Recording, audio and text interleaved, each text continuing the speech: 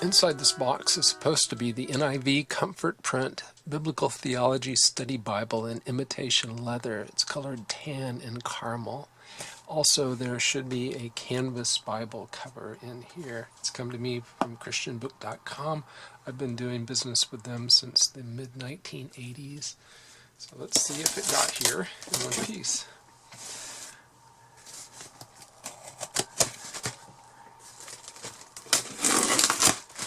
And soon we will review the Bible that's inside. Some packing material here. And the invoice. I'll get the invoice out of the way. Packing material out. Here's the canvas Bible cover. And Bible. Biblical Theology Study Bible. I chose the caramel and the brown because the other option involved pink. I thought this might work better.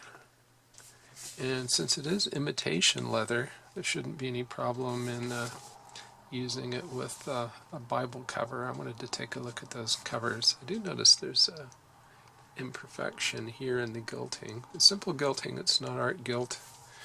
You see two ribbon markers, we have brown head and tail bands, and let's look at the inside. We'll do the full review now, starting with the dimensions. This NIV Biblical Theology Study Bible is 9 11/16 inches tall, 6 3/4 inches wide, and 2 1/4 inches thick. Compared with my 2007 text edition of the ESV Study Bible by Crossway, it is just a bit shorter, but it is thicker, about the same width. I have also here a second edition Nelson NKJV Study Bible. This dates to about 2008.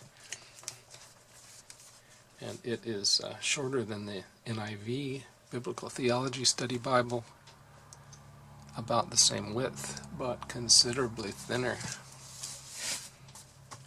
We'll take a quick look at the box. It's a clamshell box, so it's easy to use. And on the back, it contains some information which I will not read to you, but I will let you pause the video and read it yourself if you like.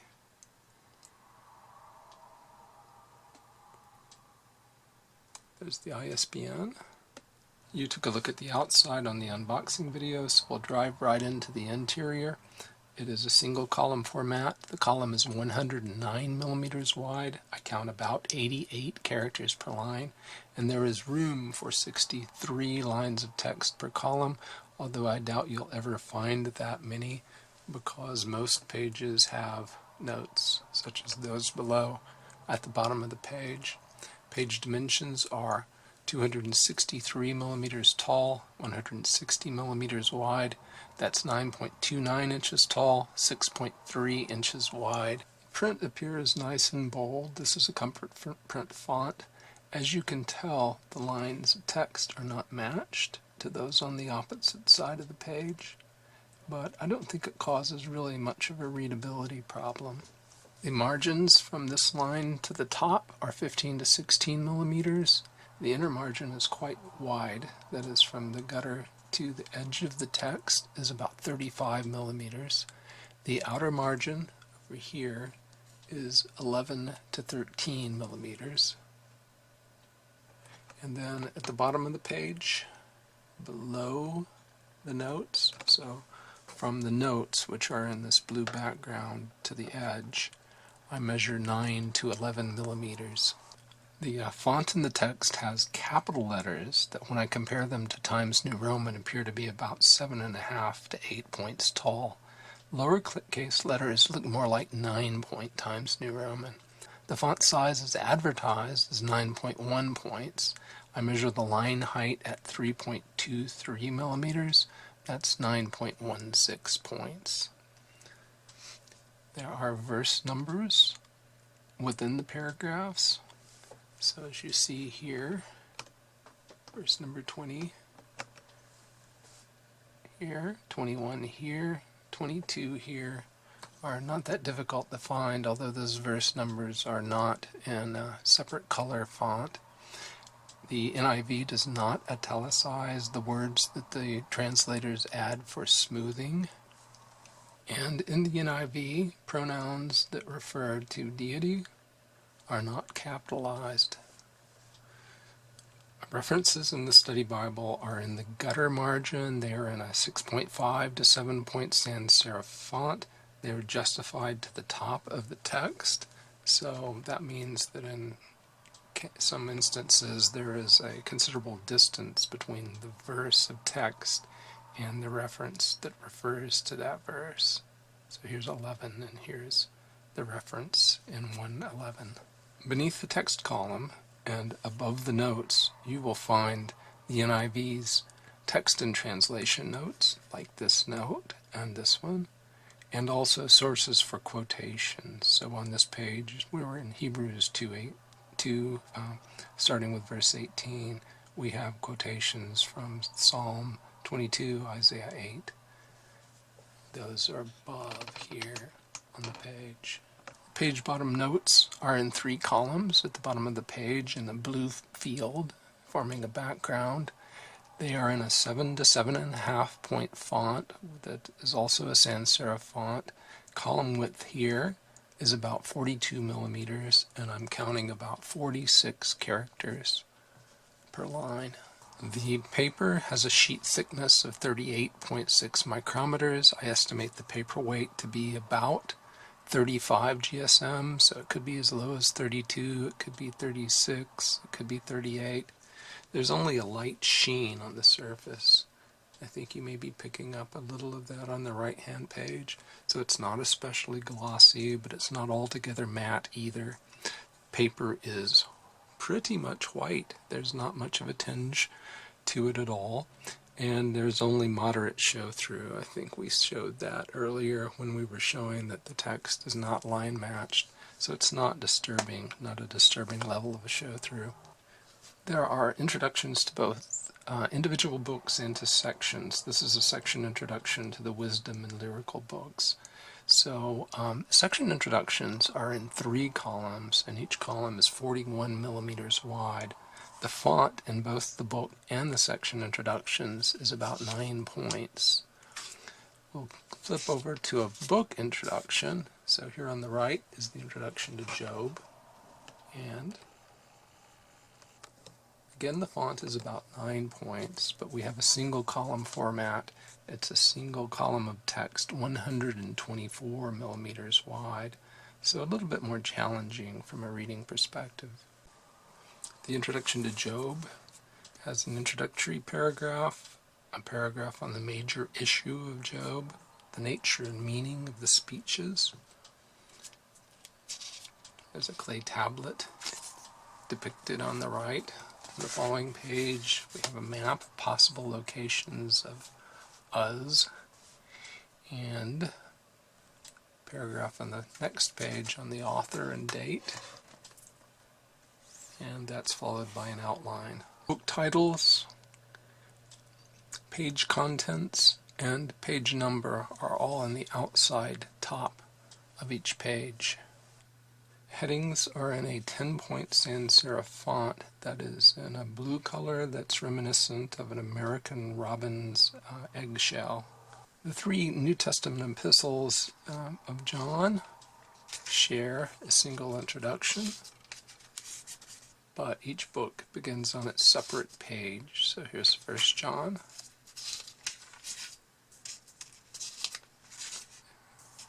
Runs for 7 pages. And then we have 2 John and 3 John. The words of Christ are in black ink, as I prefer them. Quotations from the Old Testament are given in quotation marks. Sometimes they're within the paragraph itself, as there. Sometimes they are offset and formatted as poetry, such as is done here. After the end of the book of Revelation, with no intervening pages at all, you have a table of weights and measures. It is in about a 9.5 point font perhaps as large as a 10-point font. Following that is the table of contents for 28 articles. The articles are all printed in 9-point font with a 2-column format, and there are 64 pages of these articles. So here they are listed. Here is the article on the City of God by T.D. Alexander. So you can see 2 text columns on each page, headings in green. The 28 articles are followed by an 85-page NIV concordance formatted into 3 columns with about a 7-point font. The introduction to the concordance says that there are 4,795 word entries with nearly 36,000 scripture references. So we'll go down below and let you take a look at that a bit more closely. Right, so here's the entry on Abigail. The word itself is in green, all capitals, sans serif, and then the sans serif entry is below. Baihu, Abijah, ability, Abimelech, and so on. The stitching of the Bible is visible in the concordance between pages 2530 and 2531. A map index follows the concordance. It's in about a 9.5-point font. It is 4 pages long, formatted into 3 columns. There are then 14 color maps spanning 16 pages. They're on a non-glossy Bible paper, so this is not heavy cardstock. It's the same paper as used to print the Bible itself. The maps do not enter the gutter, as you see there.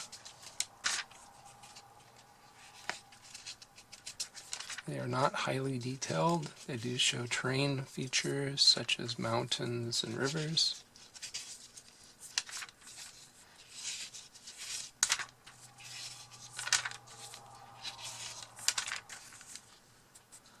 And after that, you come to the paste-off construction synthetic liner.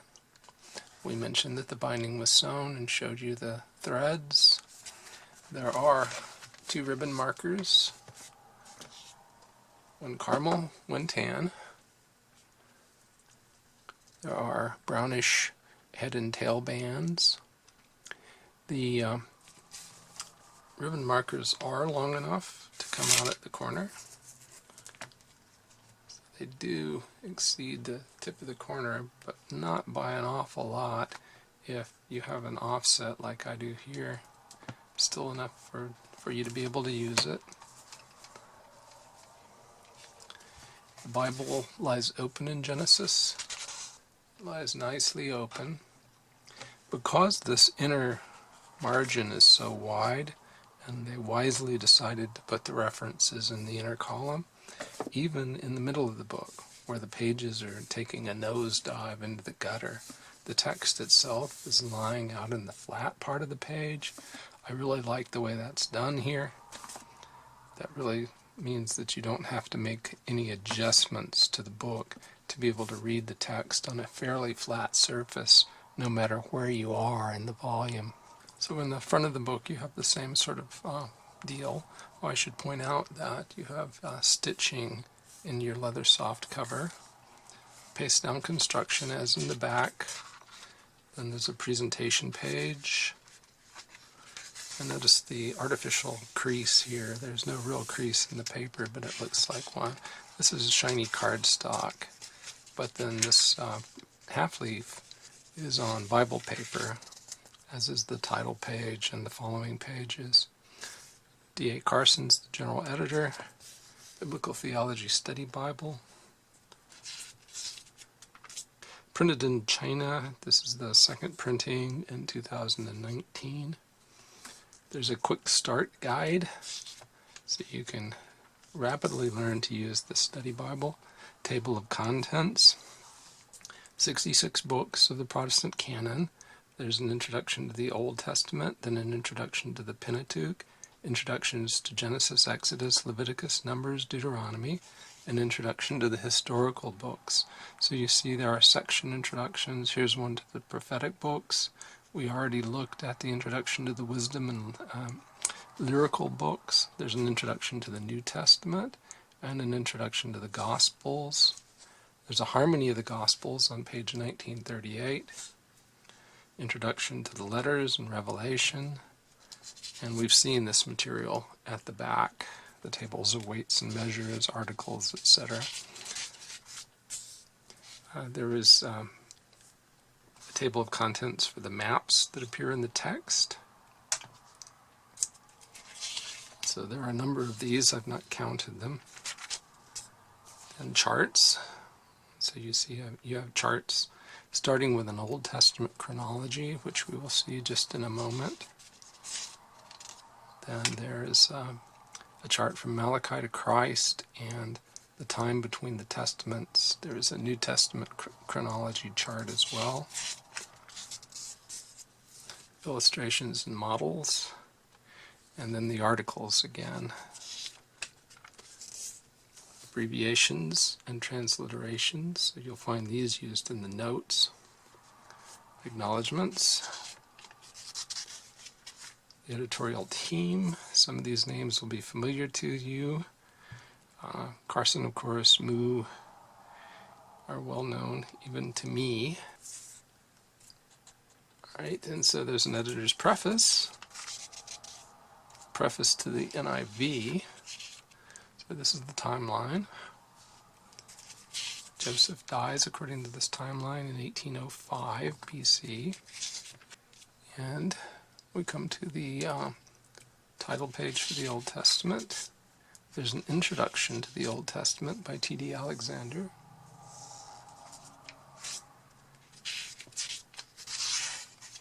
Then that's followed by an introduction to the Pentateuch. Those are the 5 books of Moses. Nice maps and illustrations. Photograph of Mount Nebo.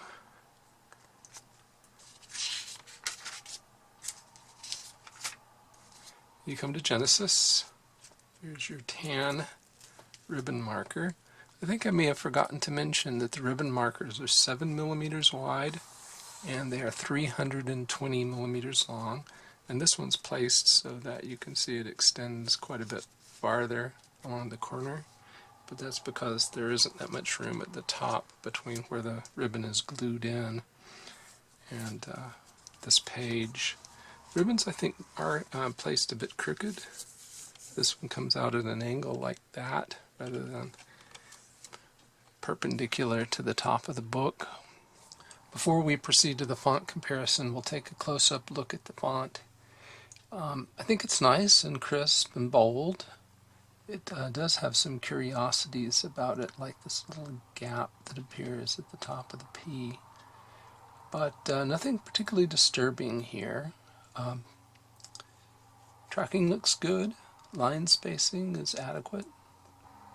I brought in now on the right the font from an NIV Single-Column Reference Bible that was printed in 2011. And although it is a larger font, it's thinner, fainter, and the print shows more show-through from the opposite side of the page. It's definitely a thinner paper Bible. As you can see, the font in the Biblical Theology Study Bible is smaller and less bold, less dark than that in the ESV Study Bible. This particular ESV Study Bible was printed in about 2008. Now on the right, I've brought in the New American Standard Comfort Print edition of the MacArthur Study Bible. It seems to be somewhat less bold of a font, but it's definitely larger. The line spacing proportionally seems a bit more tight in the MacArthur than it does in the Biblical Theology Study Bible. And finally on the right, I'm showing the New Oxford Annotated Bible in the New Revised Standard Version. Larger font there, but a bit more of a show-through problem. less bold of a font. Next, I'll say a few words about the translation. This is the 2011 revision of the New International Version. It uses what is called gender-inclusive language, at least the modern form of gender-inclusive language. And here's an example where in Romans chapter 4, verse 5, however, to the one who does not work but trusts God, who justifies the ungodly, their faith is credited as righteousness. Now, I was taught English by largely by women, and they would have marked off any paper that I had written that connected a single individual to the pronoun their. It commonly would have been written his faith is credited as righteousness. Back in the old days when his was a gender-inclusive pronoun. But this is something you'll commonly find in the New International Version, the 2011 edition. And it sounds odd to my ears, but perhaps if you're under 40, you're used to this.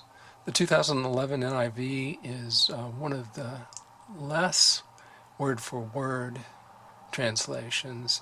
It uses a philosophy called dynamic equivalence.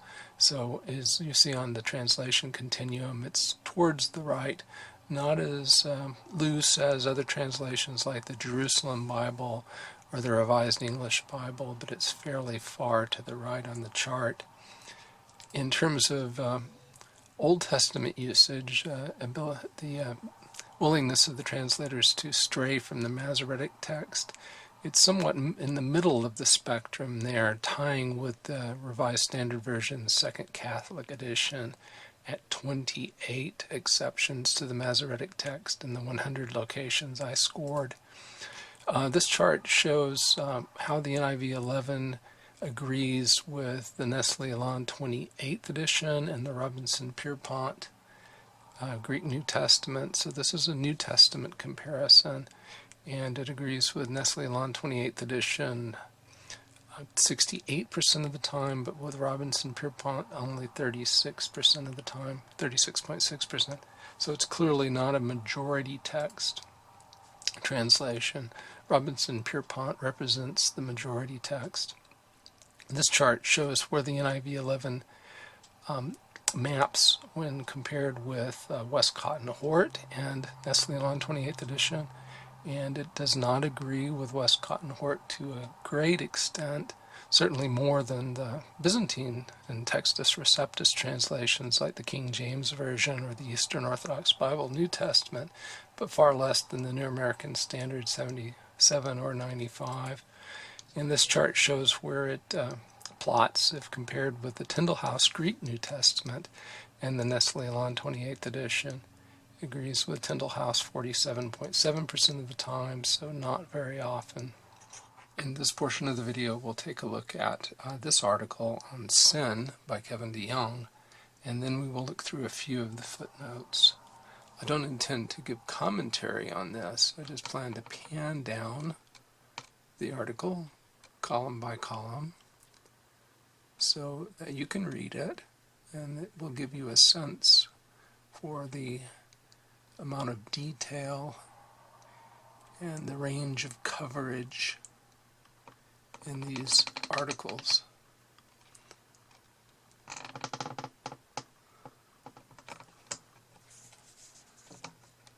The sin continues to spread.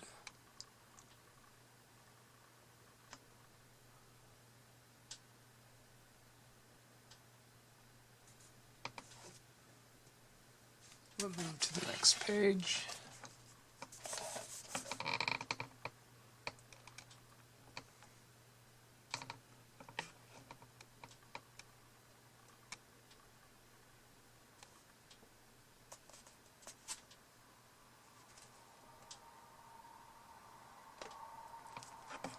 And then the final column.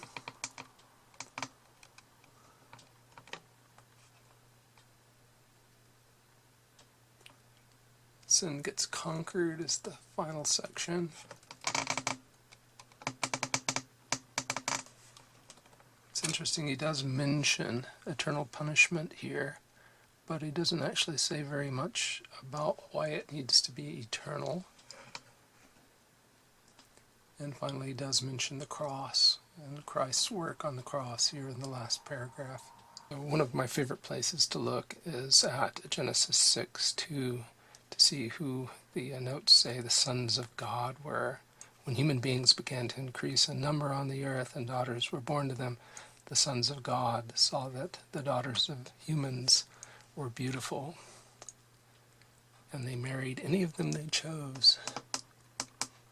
This note gives 4 options to who the sons of God are, and the way I read it, at least, they seem most inclined to the view that the sons of God are angels.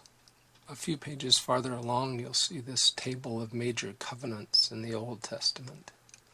It's sort of interesting. It's a nice summary.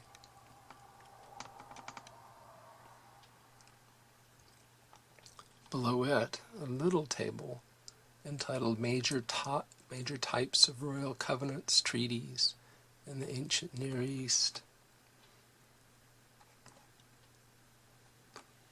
I find it a bit refreshing that this study Bible takes into account the New Testament's view of the Old Testament as one reads it. So here in Genesis 15:6, we have the verse, Abraham believed the Lord, and he credited it to him as righteousness. If you look at the note down below on 15:6, it does explain how the New Testament interprets this verse.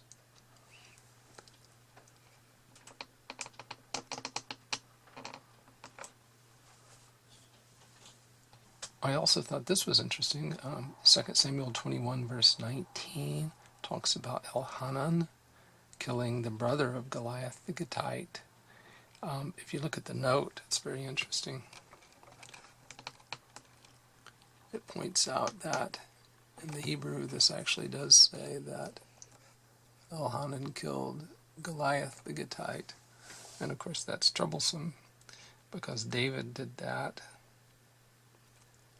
And it explains some of the textual issues related to the verse. The note at Psalm 2 also shows respect to the New Testament's interpretation of the Old Testament. It reads in part that this psalm looks back at the promises God made to David and ahead to the Son of God, Jesus the Christ. The note here at Isaiah 9:6 is similar, and I will pan down and allow you to read that note. It begins at the bottom of the left-hand column and continues.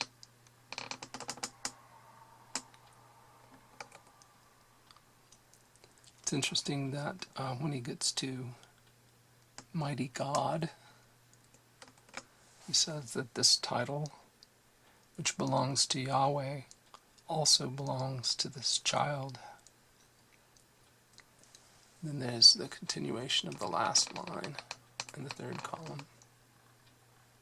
The note on the suffering servant passage, which begins in Isaiah 52 and continues through 53, also indicates that the commentators see this as referring to Jesus. They say it is apparent from both Jesus' own statements and those of New Testament writers that all of them understood this passage to be speaking of Jesus' life and ministry.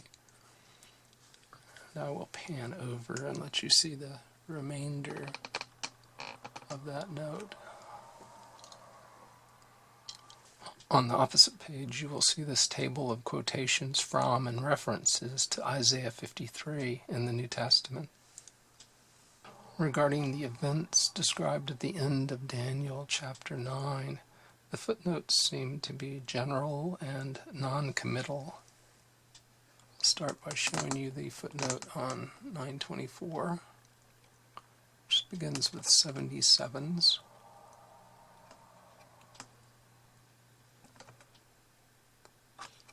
And then there's the footnote on 925 through 27, which continues in the next column.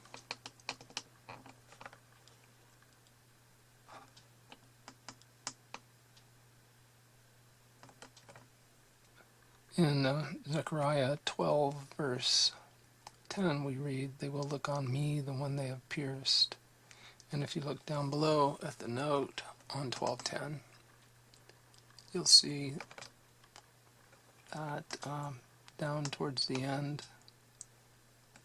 it explains this as a prophecy that gains greater clarity for Christians who see its fulfillment in the piercing of Jesus on the cross by a Roman soldier's spear. I found the note on the Great Commission, Matthew 28, to be quite interesting. The point I'm focusing on here is the command to baptize in the name of the Father, the Son, and the Holy Spirit. And if you look down below at the note, I'll show you all of it so that you can read it. So starting there at 28:19, make disciples. And then the part that interested me the most was this sort of understatement here. An unbaptized follower of Jesus in the apostolic era would have been viewed as quite an anomaly. As I said, I think that's an understatement. In 1 Peter 3:20, we find the statement that water symbolizes baptism that now saves you. And I just wanted to point out that the note down below on 3:21 says that baptism saves only in the sense that it represents what Christ has achieved. I think that my Catholic, Orthodox, and Lutheran viewers would have difficulty with this note, but of course it is an evangelical Bible.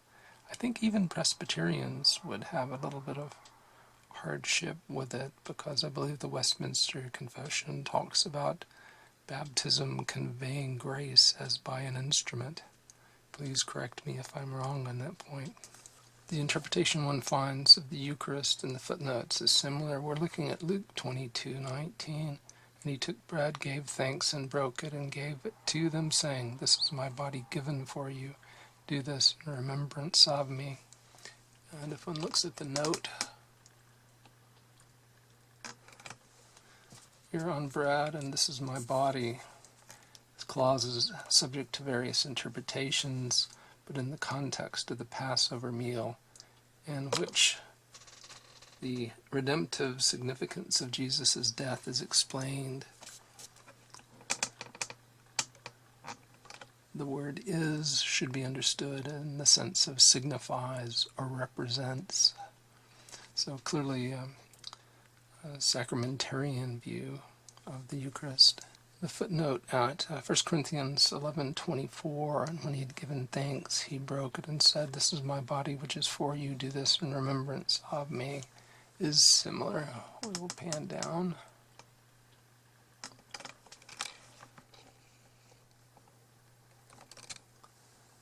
And the key portion here is the bread that Jesus had just broken in pieces symbolizes Jesus giving his body to die on the cross. Regarding 1 Corinthians 13:8, some interpret this passage as indicating that gifts like tongues ceased when the Bible became complete. The interpretation given here differs, though. If we look down at the note on 13:8, never fails. It says, prophecies, tongues, and knowledge will cease because they provide only partial insights and will be unnecessary when the perfection of God's new world arrives with Jesus' return. Next, I'm going to let you read the note at 1 Timothy 2:12. The verse reads, "I do not permit a woman to teach or to assume authority over a man. She must be quiet."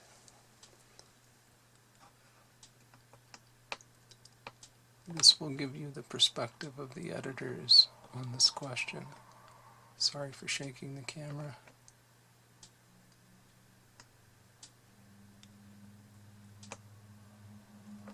We're back now in 1 Peter chapter 3, but now I'm, rather than looking at baptism, looking at the question of to whom and when Christ went when he went and made proclamation to the imprisoned spirits. And the note down below is the note on 319 and 20. I'll zoom in and let you read. Essentially, there are three different views that are described here. Regarding the millennium of Revelation chapter 20, there's a section here in the introduction about millennial views, and it discusses pre, post, and amillennialism.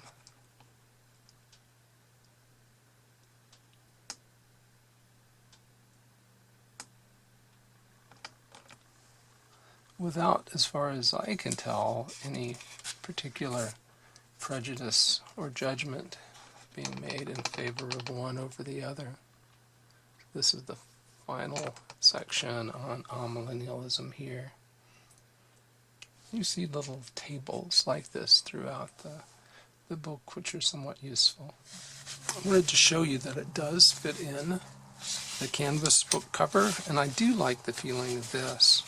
This is a fairly simple cover. It has a handle and a zipper and a little cross and an oval emblem. There's also a pocket in the front, but it's not very fancy. On the inside, you will find a sleeve for a pen or pencil. This is the M.T. Baker, kind of hard to show this, item number 13676, PO number 546161, made in China. It also comes in other colors. There's a blue, there's also a red, that is that color there. They're certainly functional and protect your page edges. I would not use this sort of cover on a premium top grain leather or higher end leather cover, but because you really want to keep the oils from your skin on it. But on a Bible like this with imitation leather, I think it works quite well. Well, I'll attempt a summary now. I want to say first that the editor is someone that I've been familiar with since I read this book back in 1989, which I was very impressed with. I find this very helpful. A number of the contributors are well known. I noticed that Karen Jobes was one of the contributors, and she's one of the two authors of Invitation to the Septuagint. I believe Dr. Silva's name is mentioned in the Study Bible as well. Well, let me say first that one of the things I dislike about this particular edition is the feel of the cover. I don't like having this in my hands, so I'm really happy that I have that canvas bag. It does imprint the ISBN here in the leather soft, if you missed that earlier. It's well constructed, sewn binding. The paper is very nice and opaque. You can see through it. You can see that but for me, it's not really an issue. The print is small. The comfort print, bold, crisp font there is very helpful, as is the fact that there is minimal sheen on the paper. It's not quite as flat as it could be, but it's good. These notes are very small. If you're an older person like I am, you may need to use a magnifying glass. For me, I am very nearsighted, so I can read these quite well without my glasses at all, better than I can with my magnifying lenses. The blue field behind there helps quite a lot. So print and paper are very good. The character of the notes, they're certainly notes written from a believing perspective, but they are written from an evangelical perspective. So you will find a relatively low view of sacraments, lower even than I would say Calvin had. It is not committed to any particular eschatological view, so it treats them all equally. If you are very much a devotee of a particular view, you may find that unsatisfactory. And so with that, it is full of these tables and helps and charts and maps. and illustrations, so those can be quite interesting. Here, for instance, is a photograph of Shechem. So I think it's worth purchasing.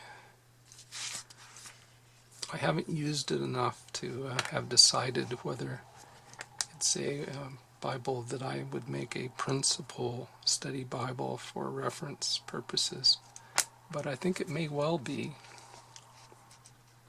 The singular greatest defect in my mind is the gender-inclusive approach of the translation, and that's only because I have great difficulty with the transformation of second-person pronouns into first-person pronouns, which is a construction that's often used by the NIV, and I really have difficulty with the use of the singular they, which the NIV employs quite frequently. Well, with that, I will end the review. I hope you found it useful. If you did, remember to like the video, and if you're so inclined, please subscribe to the channel and tell your friends. Thanks very much for watching.